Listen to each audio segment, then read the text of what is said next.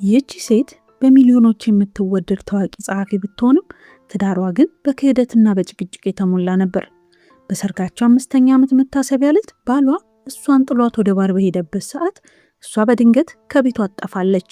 ባልየው ወደ ቤት ሲመለስ የሚያገኘው የተሰባበረ ጠረጴዛና በኩሽና ወለል ላይ የፈሰሰ የደም ጠብታዎችን ብቻ ነው። ፖሊስና መላው ሀገር ባልየውን በነፍሰ ገዳይነት ከሰው ቁም ስቅሉን ቢያሳዩትም እውነታው ግን ማንም ሊገምተው ከሚችለው በላይ እጅግ የረቀቀና አስፈሪ ነው።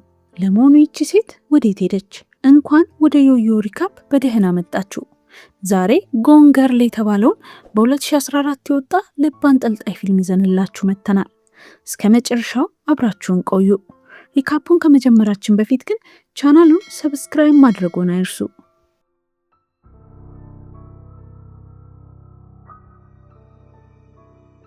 ታሪካችን የሚጀምረው ኒኮላስ ኔግዶን የሚባል በ40ዎቹ ዕድሜ ውስጥ የሚገኝና ግድ የለሽ የሆነ ሰው ሲሆን ኤሚ የተባለች ቆንጅዬ ሚስት አለችው።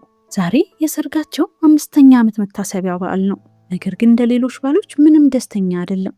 ለባለቤቱ ያለውን ፍላጎት ሙሉ በሙሉ እንደጠፋ በግልጽ ያስታውቃል። ለእሷ ስጦታ ከመግዛት ይልቅ የተወሰነ መጠጥ ለመጠጣት ወደ አንድ ባር ያመራል። የባሩ አስተናጋጅ ደግሞ ማንም ሳትሆን መንታ እህቱ ማርጎ ናት። እሷን ፊቱ ተስፋ መቁረጥ መሆኑን አይታ ነገሩን ጠይቀዋለች። እሱ ግን በቀላሉ ኤሚ በማለት ብቻ ይመልስላታል። ወዲያውኑ ፊልሙ ወደ ኋላ ትዝታ በመመለስ መጀመሪያ የተገናኙባትን ምሽት ያሳየናል። ኤሚ የታዋቂ የህፃናት መጽሐፍ ጸሐፊ ስትሆን የመጽሐፍ ምረቃ ስነስርዓት ታዘጋጃለች። እኔ ግን በቦታው ከተገኙ በርካታ ታዳሚዎች መካከል አንዱ ነበር። ሁለቱ በአጋጣሚ ተገናኝተው ስለ መጽሐፍ ስላላቸው የጋራ ፍላጎት ማውራት ጀመሩ። እሱ ራሱ ጸሐፊ ቢሆንም የሚጽፈው ግን የወንዶች መጽሔት ብቻ ነበረ። ኤሚ ግን በሚሊዮኖች የምትወደድ ታዋቂ ሴት ናት። ብዙም ሳይቆይ ወደ ውጭ ወጥተው በኒውዮርክ ከተማ ጎዳናዎች ላይ አብረው ሲዘዋወሩ እሷን ለመማረክ መልከ መልካምነቱን ተጠቅሞ በትክክለኛው ሰዓት ሳማት። በዚያ ምሽትም አብረው በማደር ፍቅራቸውን አጣጣሙ።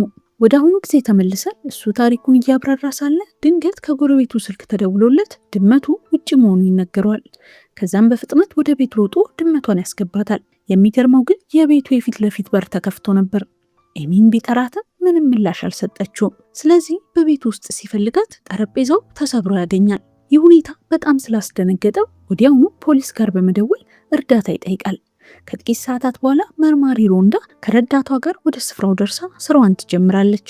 ቤቱን ስትፈትሽ ያልተለመዱ ቦታዎች ላይ ጥቂት የደም ጠብታዎችን ታያለች። በመቀጠል የኤሚን ክፍል ተመልክታ ታዋቂ ጸሐፊ መሆኗን የተረዳችው መርማሪዋ የእሷን መጥፋት እንደ ከፍተኛ ደረጃ ወንጀል መመርመር ትጀምራለች። በኋላ ላይ ሁሉም ወደ ፖሊስ ጣቢያ ያመራሉ።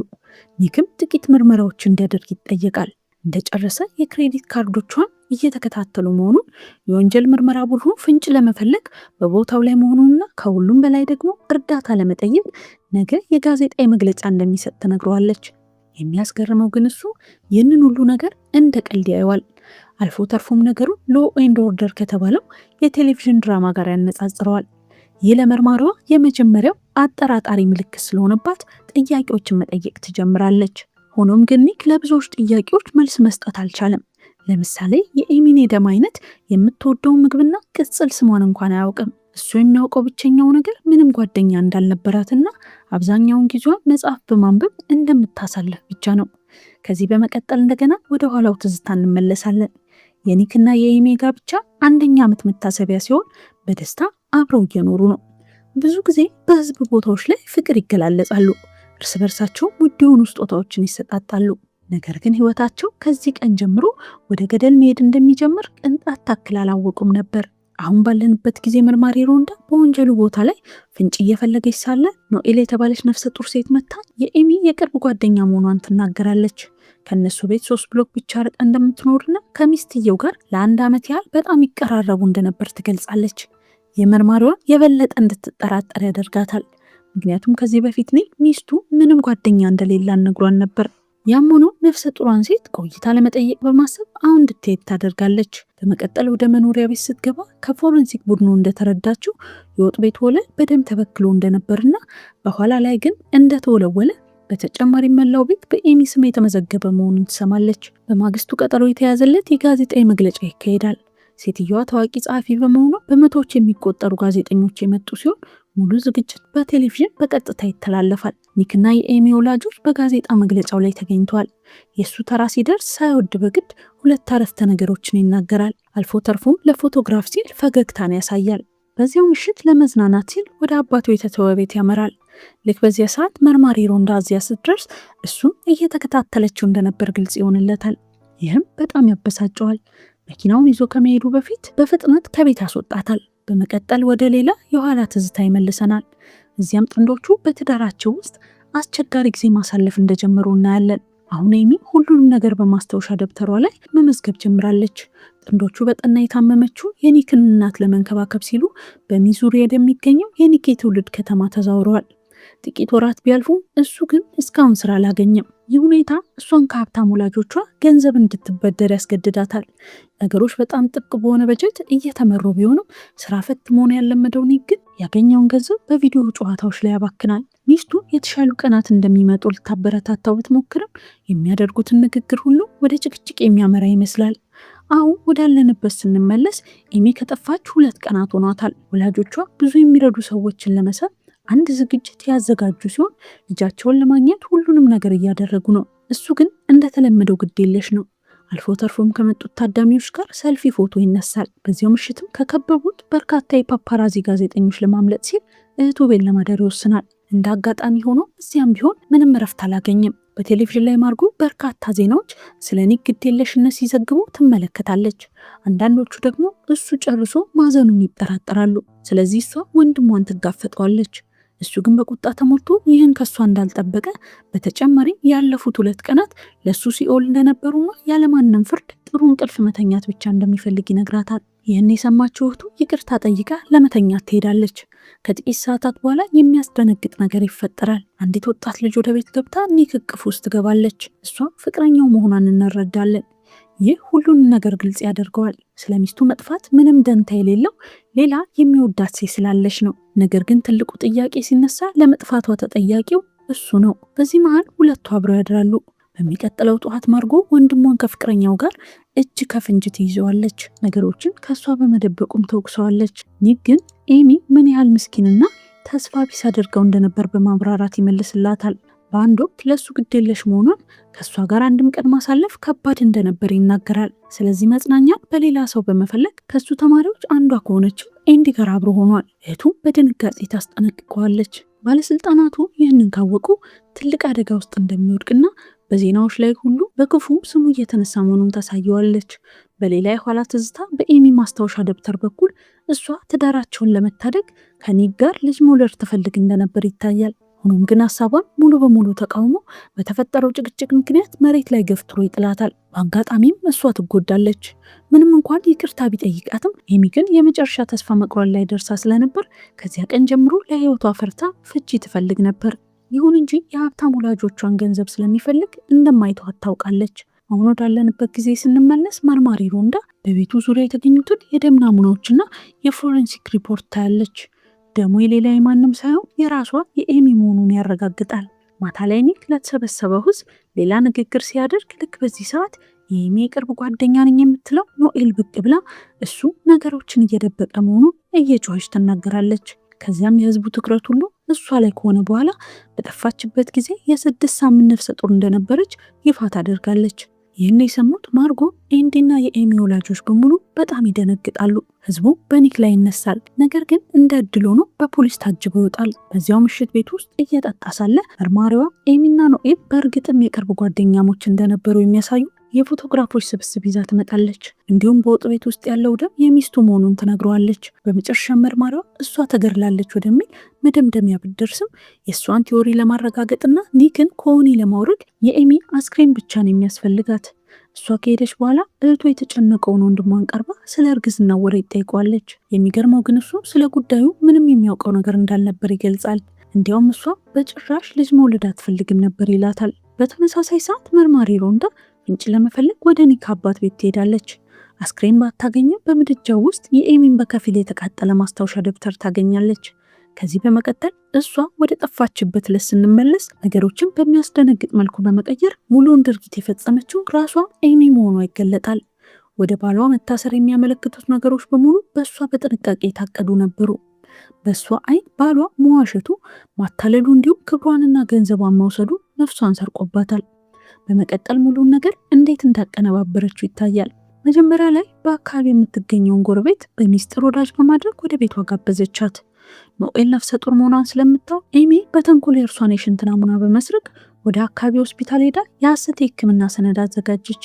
እንዲሁም ኒክ በየምሽቱ እንደሚደበድባት በመዋሸት የጎረቤቷን አእምሮ በሐሰት ሞላችው። ስለ ወንጀሉ ቦታ ደግሞ ከራሷ እጅ 2 ከረጢት ደም በመቅዳት በኩሽና ወለል ላይ ደፍታ ረጨችው። በመቀጠልም ፖሊሶች ፍንጭ እንዲያገኙብን ለማድረግ ሆን ብላ በግዴለሽነት ጠረገችው። በመጨረሻ በማስታወሻ ደብተሯ ላይ የሐሰት ታሪኮችን በመጻፍ ፖሊሶች እንዲያገኙ ትታው ሄደች። ይህ ማለት ባሏ በጭራሽ ጥቃት አላደረሰባትም። ይልቁንም እሷ ራሷ ጠበኛዋ ሴት ነበረች። በመኪናዋ እየነዳች ስትሄድ እቅዱን ማውጣት የጀመረችው እሱ ሲያታልላት ባየችበት ምሽት እንደነበር ትናገራለች። በሌላ ስፍራ ኒክ ሚስቱ እሱን ለማጥመድ እየሞከረች እንደሆነ እርግጠኛ ሆኗል። ነገር ግን ምንም ማስረጃ ስለሌለው በሀገሪቱ ውስጥ በጣም ጎበዝ ጠበቃ ወደሆነው ታነር ጋር ለመሄድ ይወስናል። ታነር ወዲያውኑ ጥቂት ነገሮችን በማማከር ፈጣን የማሰብ ችሎታውን ያሳያል። በክሱ ላይ ማሸነፍ ከፈለገ መጀመሪያ ማድረግ ያለበት መላውን ሀገር ከሱ ጎን እንዲቆም ማድረግ ነው። ለዚህ ደግሞ የእሷን ስም ማጥፋት አለበት። ጠበቃው እንደሚለው የመጀመሪያው እርምጃ እሷ ቀድሞ የበደለችውን ሰው ማግኘትና ምስክርነት መቀበል ነው። ለዚህ ሀሳብ የሚሆን ፍጹም ሰው ኒክ ያውቃል። ከሱ በፊት ኤሚ ከኒውዮርክ ከመጣው ዴሲ ኮሊንግስ ከተባለ ሀብታም ሰው ጋር የፍቅር ግንኙነት ነበራት። ሁለቱም በከፍተኛ ደረጃቸው ምክንያት ፍጹም ተስማሚ ጥንዶች ነበሩ። ነገር ግን ብዙም ሳይቆይ ዴሲ ተቆጣጣሪና ባለቤትነት የሚሰማ ሆነ። ይህ ወደ መለያየታቸው አመራ። ከጊዜያት በኋላ ኤሚ መከታተሉን ስላላቆመ በሱ ላይ የእገዳ ትዕዛዝ ለማውጣት ተገደደች። የሚገርመው ግን እስከ ዛሬ ድረስ ደብዳቤዎችን ይጽፍላታል። ከዛም ኒክ ከአንዱ ደብዳቤ ላይ አድራሻውን በመውሰድ ወደ ግዙፍ መኖሪያ ቤቱ ያመራል። ነገር ግን በሚያሳዝን ሁኔታ ዴሲ ስለ እሷ ክፉ መናገር አይፈልግም። በሱ ላይ ሁሉንም ብታደርግ አሁንም ሊከላከልላት ይፈልጋል። በሌላ በኩል እሷ አሁን ማንነቷን ሙሉ በሙሉ ቀይራ በአንድ ትንሽ ሰፈር ውስጥ እየኖረች ነው። አብዛኛውን ጊዜ የራሷን ጉዳይ ብቻ የሚታይ ሲሆን ከአካባቢ ሰዎች ለመራቅ ትሞክራለች። ሆኖም ግን አንድ ቀን እየተጫወተች የያዘችው ጥቅል ብር ይወድቅባታል። ይህን ጊዜ ጎረቤቶቹ ያስተውላሉ። በዚያው ምሽት በእነዚህ ሰዎች ጥቃት ደርሶባት ደብድበው የነበራትን ገንዘብ በሙሉ ይዘርፏታል። ብቸኛው ጥሩ ነገር እነሱ በዜና ላይ ያለችው የጠፋችው ሴት መሆኗን አለማወቃቸው ነው። ነገር ግን ኤሚ እድሏን መሞከር ስላልፈለገች ንብረቷን ጠቅልላ ቦታውን ለቃ ትሄዳለች። የምታርፍበት ቦታ ስለሌላት ያለምንም ቅድመ ሁኔታ ወደሚወዳት ብቸኛው ሰው ደወለች። እሱም ዴሲ ኮሊንግስ ነው። በሚቀጥለው ትዕይንት ሁለቱ በአንድ ቦታ ይገናኛሉ። ኤሚም ወዲያውኑ እሱን ማታለል ትጀምራለች። ባሏ ሊገድላት ስለነበር ከቤቷ ለመሰደድ እንደተገደደች፣ በተጨማሪም አሁን መላው ሀገር እንደ ፈሪ ስለሚቆጥራት መመለስ እንደማትችል በውሸት ትነግረዋለች። እሱም ወዲያውኑ ታሪኳን ያምናል። ይህንን እንደ ትልቅ አጋጣሚ በመቁጠር ለመታረቅ ይወስናል። ስለዚህ በምድረ በዳ መካከል ወደሚገኘው የግል ቪላ ይወስዳታል። በቦታው ዙሪያ የደህንነት ካሜራዎች ስላሉ እንዳትገኝ መፍራት አደጋ በፍጹም አይኖርባትም። አሁን ኒክ የመጀመሪያው እቅድ ከከሸፈበት በኋላ ጠበቃው በቴሌቪዥን ቀጥታ ቀርቦ ስለነበረው የድብቅ የፍቅር ግንኙነት እንዲናዘዝ ይነግረዋል። ይህ የብዙዎችን ስሜትና ድጋፍ ያተርፍለታል። ምክንያቱም ሁሉም ሰው ታማኝ ሰውን ይወዳል። ግን በሚያሳዝን ሁኔታ በቃለ መጠይቁ ዕለት ትልቅ ድንጋጤ ይገጥማቸዋል። የኒክ ፍቅረኛ ኤንዲ ራሷ ዜናውን ይፋ ታደርገዋለች። ይህ እሱን በጣም አስቸጋሪ ሁኔታ ውስጥ ይከተዋል። ታነር አሁን ወደ ኋላ ማፈግፈጋቸውና በቀጥታ በቴሌቪዥን መቅረብ ራስን እንደ መግደል እንደሆነ ይገልጻል። ነገር ግን እሱ ነገሩን መቆጣጠር እንደሚችል ያረጋግጥለታል። ከዚያም ወደ ቃለ መጠይቅ መድረኩ በመግባት የቁም ነገር ፊት በማሳየት ስሜታዊ ያልሆነ የተረጋጋ ንግግር ያደርጋል። ብዙዎች እሱ እየዋሸ እንደሆነ ቢያምኑ በቪላ ውስጥ ሆና የምትከታተለው ኤሚ ግን ትማረካለች። በተለይም ኒክ ሚስቴን ለዘላለም ወዳታለሁ ሲል በጣም ይሰማታል። አሁን ከጠፋች ከ21 ቀናት በኋላና በሀገር አቀፍ ደረጃ ከፍተኛ ግርግር ከተፈጠረ በኋላ ወደ ባሏ ለመመለስ ታስባለች። ነገር ግን አንድ ችግር አለ። የቀድሞ ፍቅረኛዋ ዴሲ ሚስቱ እንድትሆን እየጠበቃት ነው። የራሱን የግል ሕይወት ትቶ ከእሷ ጋር በቪላ ውስጥ ነው ያለው። ልትወጣ ብትሞክር ጨካኝ እንደሚሆንባትና አስከፊ ነገር እንደሚያደርግ ታውቃለች። ስለዚህ በአንድ ድንጋይ 2 ወፍ ለመግደል ትወስናለች። መጀመሪያ ላይ ካሜራ ወደሌለበት ብቸኛው ቦታ ወደ መታጠቢያ ቤት ትገባለች። በመቀጠል የታሰረች ለማስመሰል በገመድ የእጅ አንጓዎቿ ላይ ምልክት ታደርጋለች። ለሁለተኛው እርምጃ የራሷን የግል አካል ታቆስላለች። ከዚያም ወደ አንዱ ካሜራ አቅራቢያ በመሄድ ስትጮህ ትቀዳለች። በኋላ ላይ ዴሲ ወደ ቤት ሲመጣ አብረው ለማደር ታታልለዋለች። እሱ ትኩረቱ ሲከፋፈል ኤሚ በጭካኔ ህይወቱን ታጠፈዋለች። በሌላ በኩል መርማሪ ሮንዳ ማስታወሻ ደብተሩን በሙሉ አይታ ኒክን ለማሰር ጫፍ ላይ በመድረሷ ነገሮች ለእሷ የከፋ ይመስሉ ነበር። ነገር ግን በአንድ ጠዋት ሁሉም ነገር ይለወጣል። ኤሚ አሁንም በዴሲ ደም እንደተበከለች ከቤት ውጭ ትደርሳለች። ይህ የክሱን አጠቃላይ ገጽታ ይለውጠዋል። ከጥቂት ጊዜ በፊት በአሜሪካ በጣም የተጠላ የነበረው ኒክ አሁን ንጹህ ሆኗል። በምሽት ዶክተሮቹ እሷን መርምረው በደል እንደደረሰባት ይደመድማሉ። ባሏ ግን እንደገና ሰዎችን እያታለለች መሆኑን ቢያውቅም ለማረጋገጥ ምንም ማስረጃ የለውም። በኋላ ላይ በበርካታ ባለስልጣናት ፊት ኤሚ የእሷን የውሸት ታሪክ ትናገራለች። ከመጠን በላይ ተቆጣጣሪ የሆነው ፍቅረኛዋ ዴሲ እንዴት አፍኖ ለብዙ ሳምንታት ታጋች እንዳደረጋት ታብራራለች። ዜናው በሰፊው ይሰራጫል። እንደገናም እሷ የአሜሪካ የልብ ወዳጅ ትሆናለች። ከባሏና ከእህቱ ማርጎ በስተቀር ሁሉም ሰው የእሷን የሀዘን ታሪክ ያምናል። በመጨረሻው ትዕይንት ጥንዶቹ ወደ ቤታቸው ይመለሳሉ። ድራማው እዚህ ጋር ያበቃል። በኒክ አይን ኤሚ ነፍሰ ገዳይ ናት። እሷ ግን ሁሉንም ነገር ያደረገችው ወደ እሱ ለመመለስ እንደሆነ ታስረዳዋለች። በተፈጠረው ነገር ሁሉ ምክንያት ከእሷ ጋር ለመኖር ስለፈራ እንደሚተዋት ይነግራታል። ኤሚ ግን ይህን ካሰበ ህይወቱን እንደምታጠፈው ትዝታለች። በመጨረሻም ከዚች እብድ ሴት ጋር ለዘላለም እንደተጣበቀ ይረዳል። ፊልሙም የሚያበቃው እሷን አስተኝቶ በሩን ከውጭ ሲቆልፈው ነው። ይህም በገዛ ቤት ውስጥ ከአሁን በኋላ ምንም አይነት ደህንነት እንደማይሰማው ያሳያል። ፊልሙ እዚህ ጋር ያበቃል። ታሪኩን እንደወደዳችሁ ተስፋ እናደርጋለን። ሀሳብና አስተያየቶቻችሁን በኮመንት መስጫ ሳጥን ላይ አስፍሩልን። ሌሎች ተጨማሪ ሪካፖች እንዲደርሷችሁ ቻናሉን ሰብስክራይብ በማድረግ ቤተሰብ ይሁኑ።